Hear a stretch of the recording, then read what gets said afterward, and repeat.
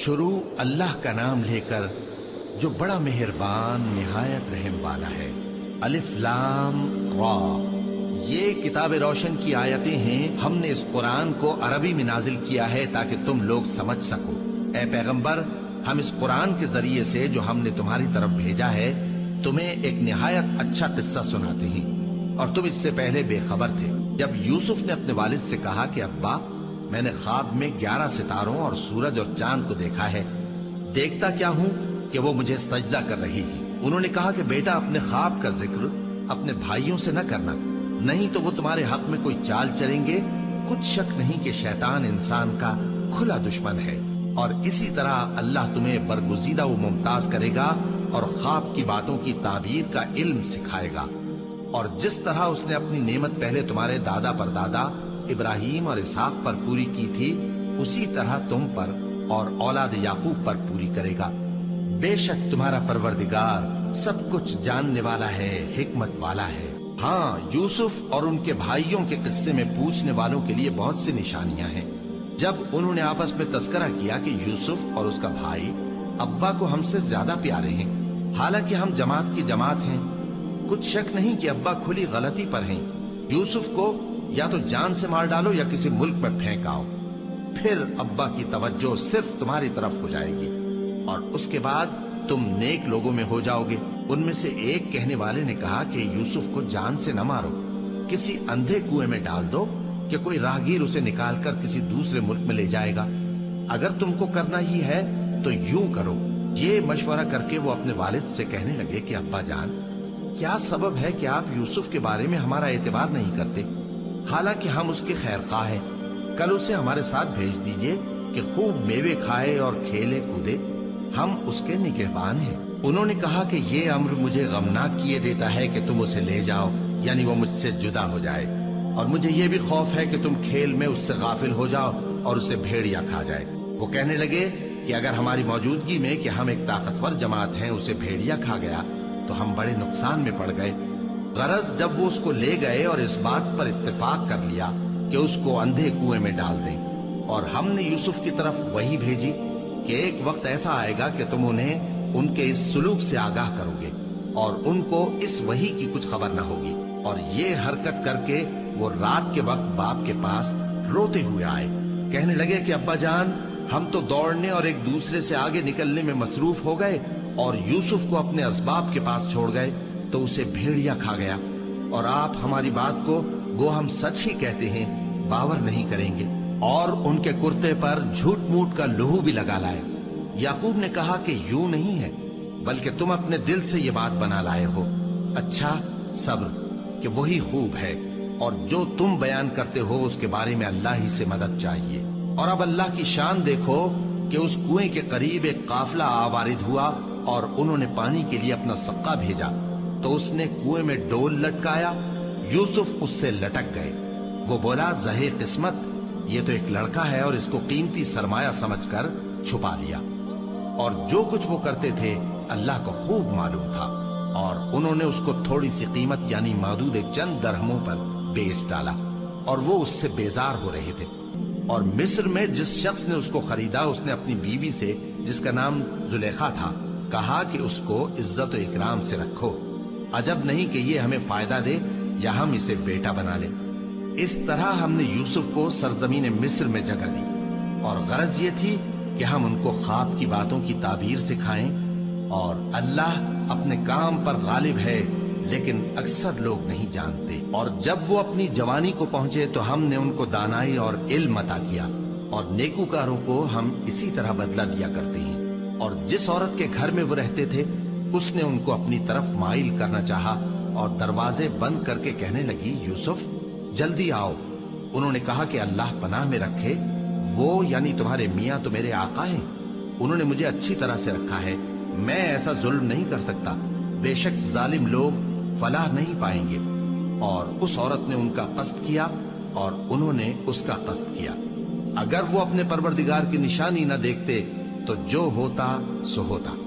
یوں اس لیے کیا گیا کہ ہم ان سے برائی اور بے حیائی کو روک دیں، بے شک وہ ہمارے چنے ہوئے بندوں میں سے تھے۔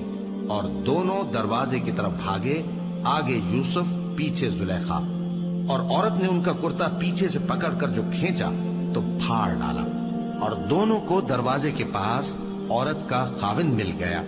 تو عورت بولی کہ جو شخص تمہاری بیوی کے ساتھ برا ارادہ کرے اس کی اس کے سوا کیا سزا ہے کہ یا تو قید کیا جائے یا اسے دکھ کا عذاب دیا جائے۔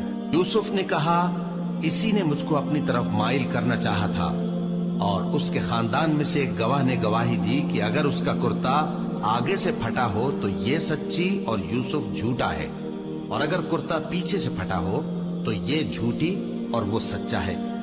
سو جب اس کا کرتا دیکھا تو پیچھے سے پھٹا تھا، تب اس نے زلیخا سے کہا کہ یہ تمہارا ہی فریب ہے، اور کچھ شک نہیں کہ تم عورتوں کے فریب بڑے بھاری ہوتے ہیں۔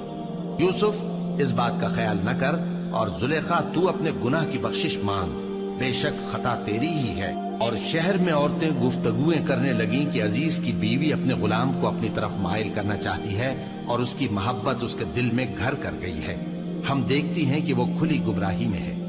پھر جب زلیخا نے ان عورتوں کی گفتگو جو حقیقت میں دیدار یوسف کے لیے ایک چال تھی سنی، تو ان کے پاس دعوت کا پیغام بھیجا اور ان کے لیے ایک محفل مرتب کی، اور پھل تراشنے کے لیے ہر ایک کو ایک ایک چھری دی، اور یوسف سے کہا کہ ان کے سامنے آؤ۔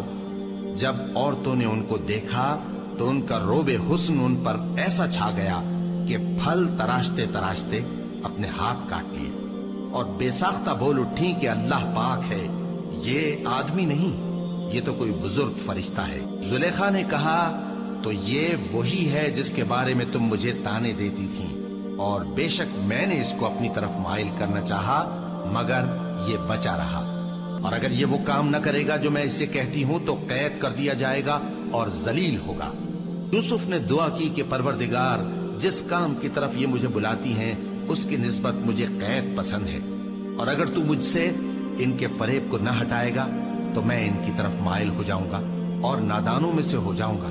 بس ان کے رب نے ان کی دعا قبول کر لی اور ان سے عورتوں کا داؤں ٹال دیا، بے شک وہی تو سننے والا ہے، جاننے والا ہے۔ پھر باوجود اس کے کہ وہ لوگ ان کی بے گناہی کے نشان دیکھ چکے تھے، ان کی رائے یہی ٹھہری کہ کچھ عرصے کے لیے ان کو قید ہی کر دیں، اور ان کے ساتھ دو اور جوان بھی داخل زندہ ہوئے۔ ایک نے ان میں سے کہا کہ میں نے خواب دیکھا ہے، دیکھتا کیا ہوں کہ شراب کے لیے انگور نچوڑ رہا ہوں۔ دوسرے نے کہا کہ میں نے بھی خواب دیکھا ہے، میں یہ دیکھتا ہوں کہ اپنے سر پر روٹیاں اٹھائے ہوئے ہوں اور پرندے ان میں سے کھا رہے ہیں، تو ہمیں ان کی تعبیر بتا دیجئے کہ ہم تمہیں نیکوکار دیکھتے ہیں۔ یوسف نے کہا کہ جو کھانا تم کو ملنے والا ہے وہ آنے نہیں پائے گا کہ میں اس سے پہلے تم کو اس کی تعبیر بتا دوں گا۔ یہ ان باتوں میں سے ہے جو میرے پروردگار نے مجھے سکھائی ہیں۔ جو لوگ اللہ پر ایمان نہیں لاتے اور آخرت کا انکار کرتے ہیں، میں نے ان کا مذہب چھوڑ دیا ہے، اور میں اپنے باپ دادا ابراہیم اور اسحاق اور یعقوب کے مذہب پر چلتا ہوں۔ ہمیں شایع نہیں ہے کہ کسی چیز کو اللہ کے ساتھ شریک بنائیں، یہ اللہ کا فضل ہے ہم پر بھی اور لوگوں پر بھی، لیکن اکثر لوگ شکر نہیں کرتے۔ اے میرے قید خانے کے رفیقوں، بھلا کئی جدا جدا آقا اچھے یا اللہ جو اکیلا ہے سب پر غالب ہے؟ جن چیزوں کی تم اللہ کے سوا پرستش کرتے ہو وہ صرف نام ہی نام ہے جو تم نے اور تمہارے باپ دادا نے رکھ لیے ہیں، اللہ نے ان کی کوئی سند نازل نہیں کی۔ سن رکھو کہ اللہ کے سوا کسی کی حکومت نہیں ہے، اس نے ارشاد فرمایا ہے کہ اس کے سوا کسی کی عبادت نہ کرو، یہی سیدھا دین ہے، لیکن اکثر لوگ نہیں جانتے۔ اے میرے قید خانے کے رفیقوں، تم میں سے ایک جو پہلا خواب بیان کرنے والا ہے وہ تو اپنے آقا کو شراب پلایا کرے گا، اور جو دوسرا ہے وہ سولی دیا جائے گا، اور پرندے اس کا سر نوچ کھائیں گے۔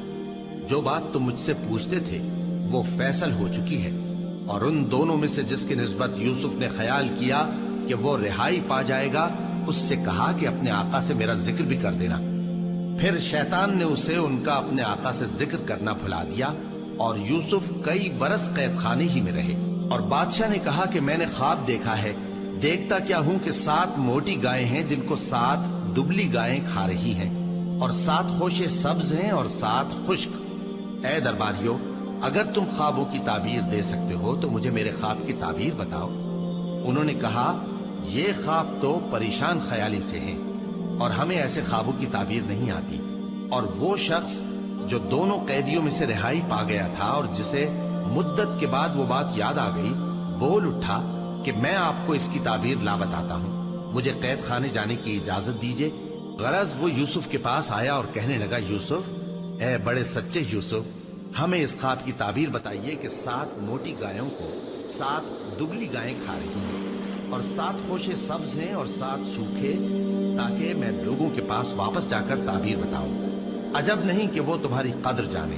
انہوں نے کہا کہ تم لوگ 7 سال متواتر کھیتی کرتے رہو گے، تو جو غلہ کاٹو تو تھوڑے سے غلے کے سوا جو کھانے میں آئے باقی کو خوشوں میں ہی رہنے دینا۔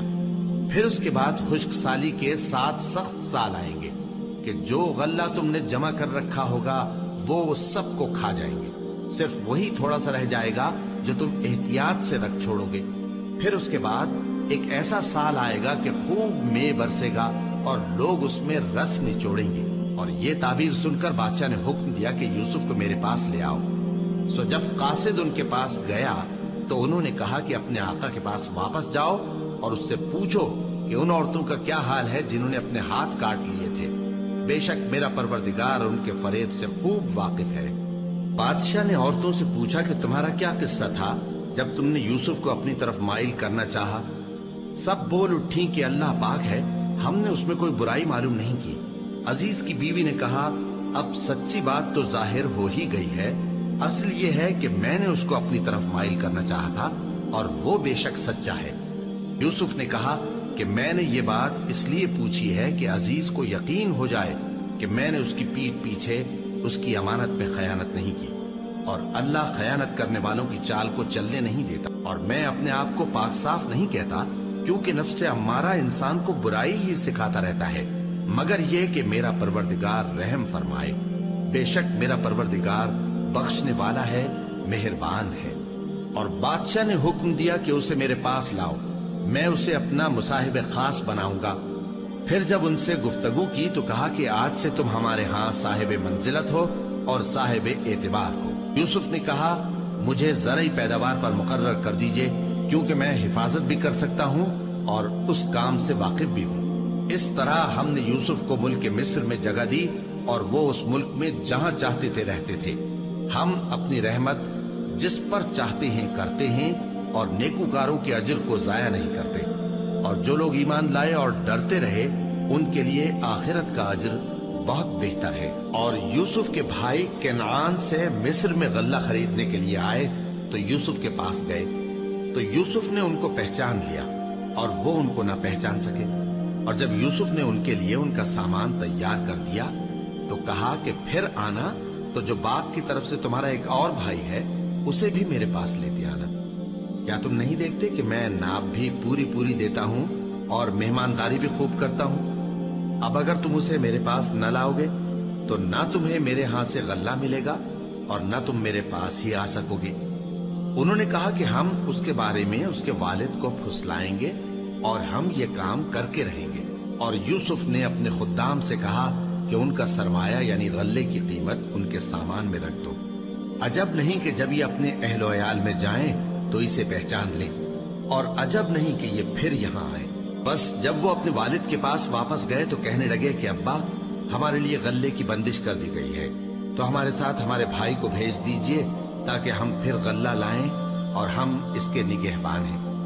یعقوب نے کہا کہ میں اس کے بارے میں تمہارا اعتبار نہیں کرتا، مگر ویسا ہی جیسا پہلے اس کے بھائی کے بارے میں کیا تھا، سو اللہ ہی بہتر نگہبان ہے اور وہ سب سے زیادہ رحم کرنے والا ہے۔ اور جب انہوں نے اپنا اسباب کھولا تو دیکھا کہ ان کا سرمایہ واپس کر دیا گیا ہے۔ کہنے لگے، ابا، ہمیں اور کیا چاہیے؟ دیکھیے یہ ہماری پونجی بھی ہمیں واپس کر دی گئی ہے، اور ہم اپنے اہل و عیال کے لیے پھر غلہ لائیں گے اور اپنے بھائی کی نگہبانی کریں گے، اور ایک بار شتر زیادہ لائیں گے کہ یہ غلہ جو ہم لائے ہیں تھوڑا ہے۔ یعقوب نے کہا کہ جب تک تم اللہ کا عہد نہ دو کہ اس کو میرے پاس صحیح و سالم لے آؤ گے، میں اسے ہرگز تمہارے ساتھ نہیں بھیجنے کا، مگر یہ کہ تم گھیر لیے جاؤ یعنی بے بس ہو جاؤ تو مجبوری ہے۔ بس جب انہوں نے والد کو اپنا قول دیا تو یعقوب نے کہا کہ جو قول و قرار ہم کر رہے ہیں اس کا اللہ ضامن ہے، اور فرمایا کہ اے میرے بیٹو، ایک ہی دروازے سے داخل نہ ہونا بلکہ جدا جدا دروازوں سے داخل ہونا، اور میں اللہ کی تقدیر کو تو تم سے روک نہیں سکتا. بے شک حکم اللہ ہی کا ہے، میں اسی پر بھروسہ رکھتا ہوں اور اہل توکل کو اسی پر بھروسہ رکھنا چاہیے. اور جب وہ ان مقامات سے داخل ہوئے جہاں جہاں سے داخل ہونے کے لیے ان کے والد نے ان سے کہا تھا، تو وہ تدبیر اللہ کے حکم کو ذرا بھی ٹال نہیں سکتی تھی. ہاں، وہ یعقوب کے دل کی خواہش تھی جو انہوں نے پوری کی تھی، اور بے شک وہ صاحب علم تھے، کیونکہ ہم نے ان کو علم سکھایا تھا، لیکن اکثر لوگ نہیں جانتے. اور جب وہ لوگ یوسف کے پاس پہنچے تو یوسف نے اپنے حقیقی بھائی کو اپنے پاس جگہ دی اور کہا کہ میں تمہارا بھائی ہوں، تو جو سلوک یہ ہمارے ساتھ کرتے رہے ہیں اس پر افسوس نہ کرنا. پھر جب ان کا اسباب تیار کر دیا تو اپنے بھائی کے تھیلے میں آپ خورا رکھ دیا. پھر جب وہ آبادی سے باہر نکل گئے تو ایک پکارنے والے نے آواز دی کہ قافلے والو، تم تو چور ہو. وہ ان کی طرف متوجہ ہو کر کہنے لگے کہ تمہاری کیا چیز کھوئی گئی ہے؟ وہ بولے کہ بادشاہ کا کٹورا کھویا گیا ہے، اور جو شخص اس کو لے کے آئے اس کے لیے ایک بار شتر انعام، اور میں اس کا ضامن ہوں. وہ کہنے لگے کہ اللہ کی قسم، تم کو معلوم ہے کہ ہم اس ملک میں اس لیے نہیں آئے کہ خرابی کریں اور نہ ہم چوری کیا کرتے ہیں. وہ بولے کہ اگر تم جھوٹے نکلے یعنی چوری ثابت ہوئی تو اس کی سزا کیا؟ انہوں نے کہا کہ اس کی سزا یہ کہ جس کے تھیلے میں وہ دستیاب ہو وہی اس کا بدل قرار دیا جائے. ہم ظالموں کو یہی سزا دیا کرتے ہیں. پھر یوسف نے اپنے بھائی کے تھیلے سے پہلے ان کے تھیلوں کو دیکھنا شروع کیا، پھر اپنے بھائی کے تھیلے میں سے اس کو نکال لیا. اس طرح ہم نے یوسف کے لیے تدبیر کی، ورنہ بادشاہ کے قانون کے مطابق وہ اپنے بھائی کو لے نہیں سکتے تھے مگر یہ کہ اللہ چاہے. ہم جس کے چاہتے ہیں درجے بلند کرتے ہیں، اور ہر علم والے سے بڑھ کر ایک بڑا علم والا ہے. برادران یوسف نے کہا کہ اگر اس نے چوری کی ہو تو کچھ عجب نہیں کہ اس کے ایک بھائی نے بھی پہلے چوری کی تھی، مگر یوسف نے اس بات کو اپنے دل میں مخفی رکھا اور ان پر ظاہر نہ ہونے دیا. یعنی زیر لب کہا کہ تم بڑے برے ہو، اور جو تم بیان کرتے ہو اللہ اسے خوب جانتا ہے. وہ کہنے لگے کہ اے عزیز، اس کے والد بہت بوڑھے ہیں اور اس سے بہت محبت رکھتے ہیں، تو اس کو چھوڑ دیجئے اور اس کی جگہ ہم میں سے کسی کو رکھ لیجئے. ہم دیکھتے ہیں کہ آپ احسان کرنے والے ہیں. یوسف نے کہا کہ اللہ پناہ میں رکھے کہ جس شخص کے پاس ہم نے اپنی چیز پائی ہے اس کے سوا کسی اور کو پکڑ لیں. ایسا کریں تو ہم بڑے بے انصاف ہیں. آخر جب وہ اس سے نا امید ہو گئے تو الگ ہو کر صلاح کرنے لگے. سب سے بڑے نے کہا، کیا تم نہیں جانتے کہ تمہارے والد نے تم سے اللہ کا عہد لیا ہے، اور اس سے پہلے بھی تم یوسف کے بارے میں قصور کر چکے ہو؟ تو جب تک والد صاحب مجھے اجازت نہ دیں میں تو اس جگہ سے ہلنے کا نہیں. یا اللہ میرے لیے کوئی فیصلہ کرے، اور وہ سب سے بہتر فیصلہ کرنے والا ہے. تم سب والد صاحب کے پاس واپس جاؤ اور کہو کہ ابا، آپ کے صاحبزادے نے وہاں جا کر چوری کی، اور ہم نے تو اپنی دانست کے مطابق آپ سے اس کے لے آنے کا عہد کیا تھا، مگر ہم غیب کی باتوں کے جاننے اور یاد رکھنے والے تو نہیں تھے. اور جس بستی میں ہم ٹھہرے تھے وہاں سے یعنی اہل مصر سے اور جس قافلے میں آئے ہیں اس سے دریافت کر لیجئے، اور ہم اس بیان میں بالکل سچے ہیں. جب انہوں نے یہ بات یعقوب سے آ کر کہی تو انہوں نے کہا کہ حقیقت یوں نہیں ہے، بلکہ یہ بات تم نے اپنے دل سے بنا لی ہے، تو صبر ہی بہتر ہے. عجب نہیں کہ اللہ ان سب کو میرے پاس لے آئے.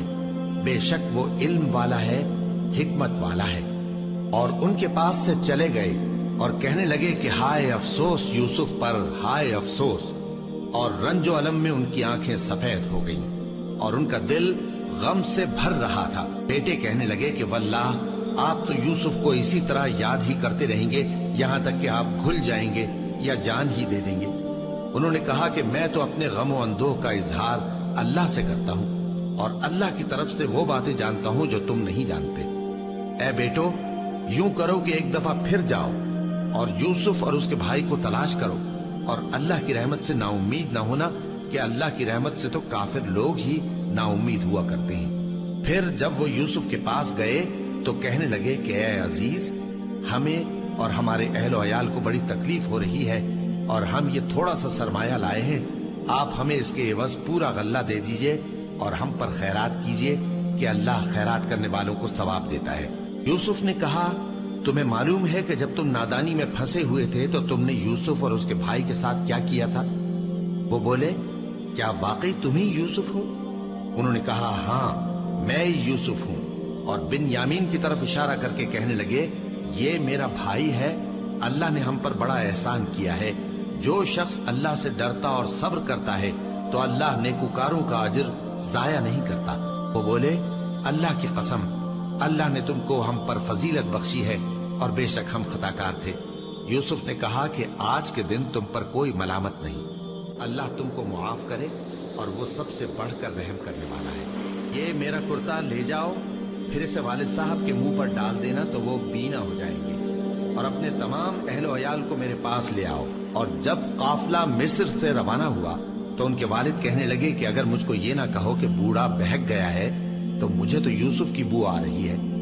وہ بولے کہ واللہ آپ اسی قدیم غلطی میں مبتلا ہے۔